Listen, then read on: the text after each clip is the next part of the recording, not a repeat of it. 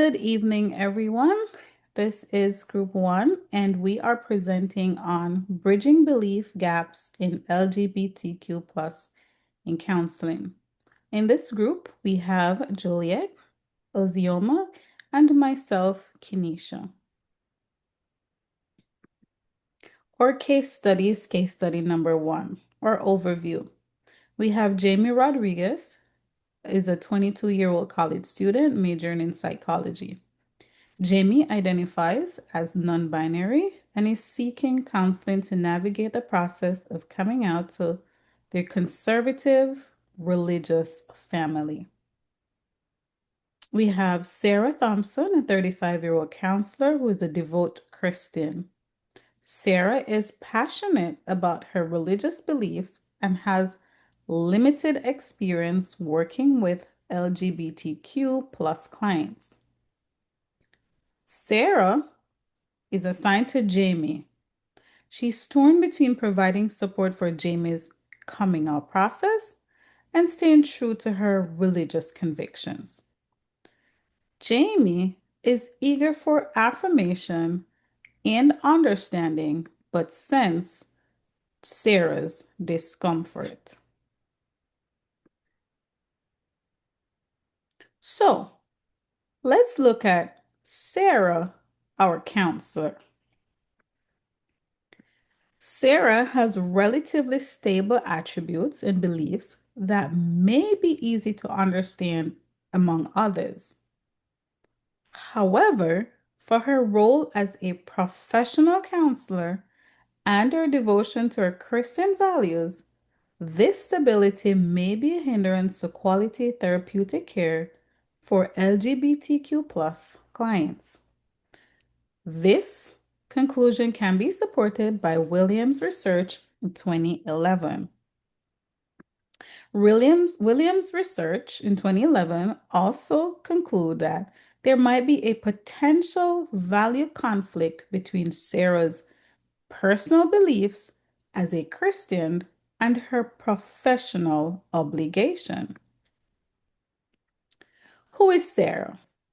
Of course, we know her name is Sarah Thompson, and she's a counselor. She's 35 years old, and she's a devout Christian, which influences her worldviews. Sarah's experience with counseling LGBTQ plus group is very limited, which means we can conclude that she may have encountered them before or have some knowledge of what they believe and practice. She lacks the specific competence with LGBTQ issues. Although Sarah has a counseling training, she lacks the specific competence in LGBTQ issues and has a gap in her multicultural competence. This point can be supported by Heatley research in 2023. Let's take a look at Sarah's behavior. She displays inner conflicts between her religious beliefs and Jamie's sexuality.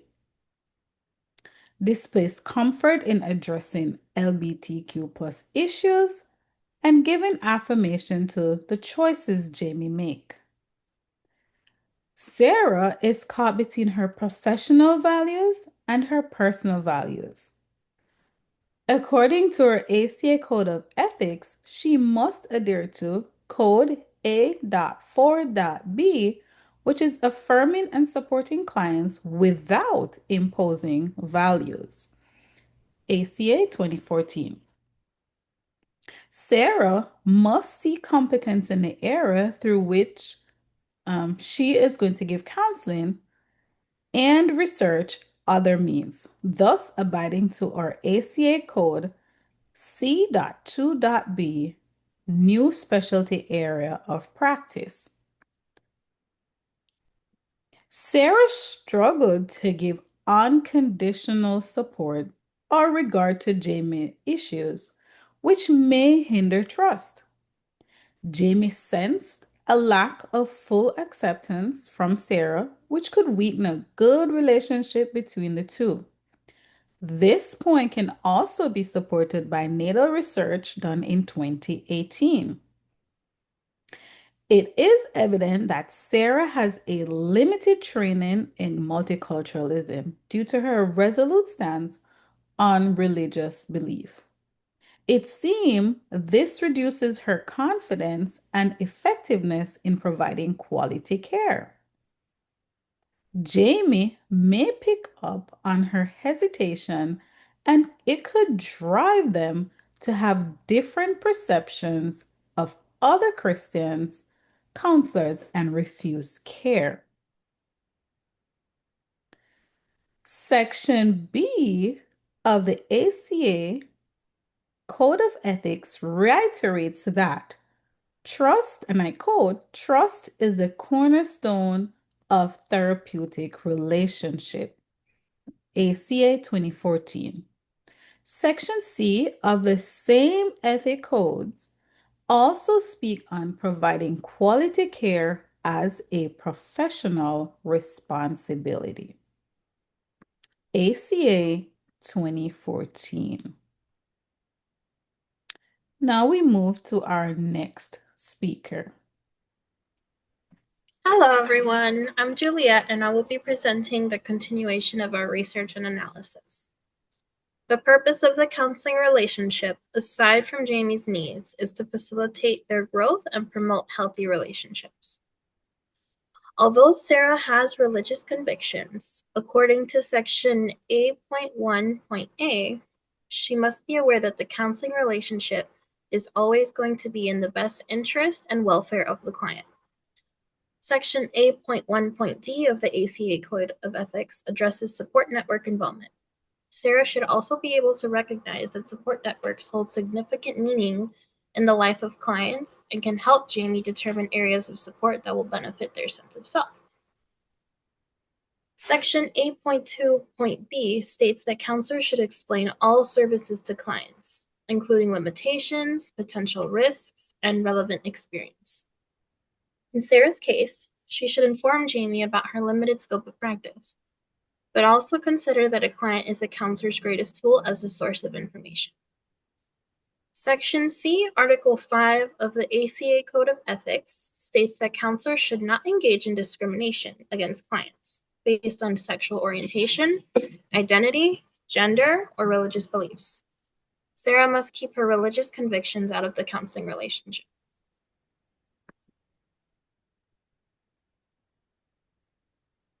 Continuing on, we are going to be looking at essential strategies for building and maintaining effective counselor relationships. Effective communication. According to Adiwe and Okoro 2016, communication skills and interpersonal competence are central to the delivery of high-quality counseling. Sarah should make sure she does not project her own beliefs into the counseling sessions to avoid hindering Jamie from sharing their personal experience and their emotions. In terms of knowledge base, Adiwe and Okoro in 2016 also identify that a counselor must have knowledge in awareness, values, communication strategies, and a comprehension of contextual issues and influences. This would ensure that clients are able to learn new communicative strategies and apply them to their personal lives and relationships. Counselors also need a conceptual map of clients' personal life in order to properly provide them with appropriate skills to reach their goal. This is supported by Wright and Davis, 1994. Sarah must set aside her personal convictions and allow Jamie the space to open up and share for themselves. Hello, everyone. My name is Oziama Iheme, and I'll be talking about the ethical issue. Counselor value conflict and cultural competence. Sarah is faced with an issue involving her religious beliefs. As a counselor, it is her responsibility to provide Jamie with affirmations and use the counseling relationship as a judgment-free space. The ACA Code of Ethics 2014 speaks against counselors pushing their own beliefs on clients. This can be found in section A.4.B. The services rendered must be developmental and culturally appropriate. This can be found in section 8.2.c. This means Sarah must work to become competent in being resourceful to clients who are part of the LGBTQ plus community. Sarah must be sure to not display her discomfort with Jamie's lifestyle. This could cause harm to their client-therapist bond. If Sarah is unable to perform or consider her skill set to be incompetent, it's in her ethical responsibility to seek supervision or refer Jamie to another professional to ensure that Jamie gets the care that she needs. And this can be supported by our textbook.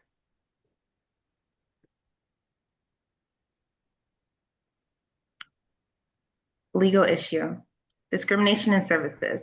If Sarah were to deny Jamie counseling services because of her freedom of self-expression or treat them unfairly, it could expose Sarah and her agency to legal action. As a counselor, Sarah is to render her services to everyone applicable regardless of their identity. And this is supported by the ACA 2014 as well as BDEL 2014. This could spark a feeling of rejection and can make Jamie feel more marginalized. Additionally, it will make them lose their trust in counselors and emphasize their feeling of shame.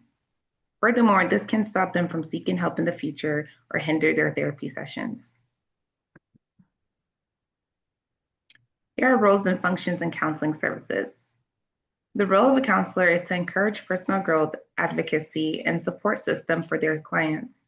The ACA Code of Ethics 2014, Section 8.1.8 states that counselors are to respect the dignity and promote the welfare of clients. Sarah's main goal should be to provide services to Jamie and also establish a secure environment for marginalized individuals. Counselors are supposed to advocate at individual, group, institutional, and societal levels to address barriers and obstacles that inhibit access, growth, and development of clients. This is supported by our textbook. This may look like finding some support groups for Jamie to join, practicing self-awareness to confront biases, or working with organizations in the LGBTQ plus community. Moving on to evaluating the practice of self-awareness and self-evaluation to ensure ethical and effective practice. Self-care is considered to be at the forefront of counselors practicing self-awareness. Remley and Herlihy 2025 state that self-care includes forming healthy habits, creating work-life balance, and setting boundaries. These boundaries should both be professional and personal. Sarah should work to become mindful of her beliefs and how they could hinder the counseling relationship. Work-life balance can allow Sarah to live her personal life as she sees fit, but also create a safe space for Jamie and their experiences as they live it. Seeking supervision from peers can allow Sarah to practice self-awareness and be held accountable in following an ethical practice. Recommendations for ethical decision-making and enhancing the counseling relationship. One thing that Sarah can do is make sure she follows an ethical decision-making model. By using a framework to guide a counselor's decision, a counselor can ensure that they're practicing ethically. An example would be Wellfell's 2012 model of decision-making. Steps in these models include identifying the problem, referring to the code of ethics frequently, documenting the entire process, and considering the possible consequences of the courses of action that a counselor decides to take. When it comes to maintaining clear and professional boundaries, it is Sarah's duty as the counselor to maintain the boundaries in the counseling relationship. This is supported by Remley and Herlihy 2025. Jamie's personal needs in the process include affirmation and understanding. Sarah must create boundaries to ensure she is not using the counseling relationship to meet her personal needs as well. A professional boundary identifies the roles in the counseling relationship and sets a limit to promote integrity. This ideal is supported by Catherine 1991, which was cited in Remley and Herlihy 2025. With clear boundaries, Sarah can hold her beliefs and still be an effective counselor to Jamie. In conclusion, it is evident that Sarah has limited training in multiculturalism due to her strong religious beliefs. It seemed this reduced her confidence and effectiveness in providing quality care. Jamie may pick up on her hesitation, which could lead them to form different perceptions of other Christian counselors and refuse care if that were to happen. Jamie is having a difficult time standing firm in her identity and needs support from her counselor who was religious. This puts them at risk of experiencing biases from their counselor that is supposed to be of help. However, Sarah, Jamie's counselor, should be sure to affirm them, give ethical care, and put client welfare first to build trust throughout the counseling relationship. And this can be supported by the ACA Code of Ethics 2014. Thank you, everyone, for listening to our presentation. Below are our references. Please feel to peruse them. Again, this is Group 1, and we're presenting on conflicts with LGBTQ issues. And thank you.